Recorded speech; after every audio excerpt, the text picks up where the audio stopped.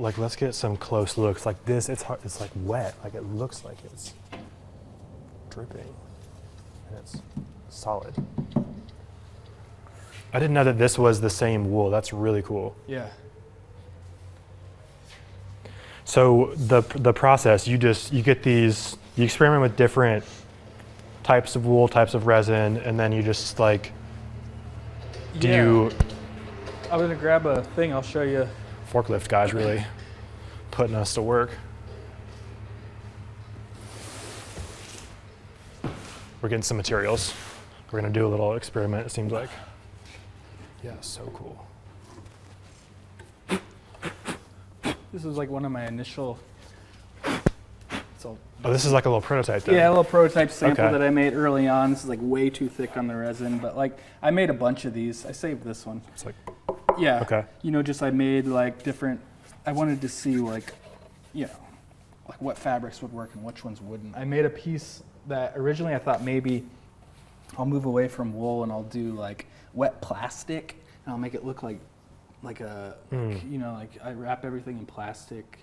I have all this plastic. I was like, what if I could do some kind of thing that like was like plastic and it was a plastic, you know, blah, blah. It was a mess, but it was like, and oftentimes that's what's going on. Like this mold might be a mess and like really not work and be, like this dresser that I made is kind of a little bit of a mess, but like it's helping me like, it's putting me with the material, helping me learn about like what it does, how can I, you know, exploit the things that I like about working with this, like what's working, what's not. So it's just kind of like learning by doing is very much a part of my design process. Yeah. And having these frameworks of ideas to kind of guide, like with this wet wool, it's like the material, this kind of like locking into this, it is this, but it's also not this, the drama, the theater, like kind of using those as like guiding principles within the work, but then really figuring out how can I actually make this like look good or like, you know, work and like come together. So that takes some prototyping. Yeah.